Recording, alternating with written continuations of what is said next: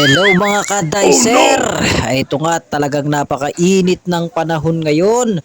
Pero alam niyo ba kung saan ako papunta? Siyempre pupunta ako ngayon sa Pure Gold Crosstown. Yung mga nakarating na dito sa Pure Gold Crosstown, dito ako ngayon magbi-visit. Dahil dito ako inatasan ng aking supervisor. Bali napakainit nga ng araw dyan na talaga namang yung noo ko ay pinapawis na. Kaya yung mga walang trabaho dyan ay hiring ako ng tagapunas ng noo. Joke lang. Yan guys, bali malapit na nga ako sa kanilang employees entrance. Ayan, ipapakita ko sa inyo at natatanam ninyo na napakaraming mga nakaparking. May truck pa sa unahan. Yan po yung siguro deliver at kaya nakapark siya dyan at nag-aantay siya na siya na yung tawagin na sunod na i-receive. Bali ngayon nga uli at lang ako nakarota dito sa Pure Gold Crosstown na to dahil nga inuna ko yung mga store na vacant at ngayon nga ay rorota na uli ako dito at tara guys, samahan nyo ako sa loob. Samahan nyo akong maglugaw, mag-display pala. Yan na nga, na ito na nga ang ating kaibigan na dicer na inabutan natin dito at bali nga ay nag-project sweep siya dito. Sabi ko nga ay mag-project sweep. Ayan, at pinunasan na nga yung gunto. Yan, nakikita nyo naman na tinatanggalan ni kaibigang dicer ang ating mga produkto.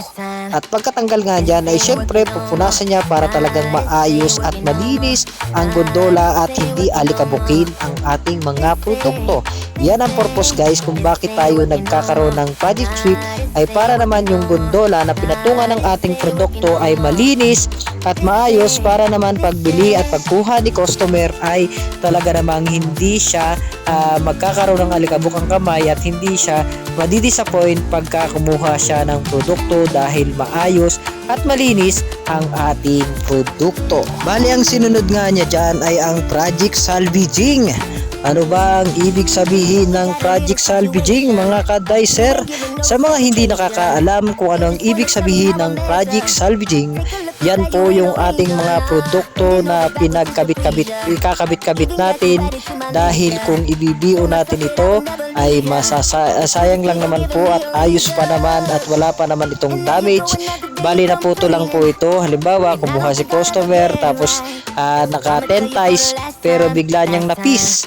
Ay syempre, mababawasan na ng isa yung 10, di 9 na lang. Kaya minsan ang nangyayari, nabibiyo na yung shop dahil naka 10 ties siya. Pero syempre, pwede pa nating ilagay yung isa uli doon. Ikabit uli natin yung isa na item at pwede na uling mabuo sa 10 ties. At syempre naman, kung nagka-damage man yung isang piraso, ay pwede nating palitan ng good stocks para mabuo uli yung ties. Yan po yung ibig sabihin ng ating project salvaging. Kaya syempre dapat ang ating mga dicer ay alam din yung project salvaging, alam nila kung paano magpahalaga sa item. Hindi po basta nagdi-display lang tayo, hindi po basta nagpapaipo lang tayo, at kailangan ay may pagpapahalaga tayo sa ating mga produkto para maiwasan natin ang maraming mga BO. Yan po ang dapat na isang alam ng isang pagiging merchandiser. Kaya hanggang dito na lang muna mga ka-dicer at sana po ay pakibahagi na lang po ang bidyong ito para alam po ng iba ang ibig sabihin ng project salvaging.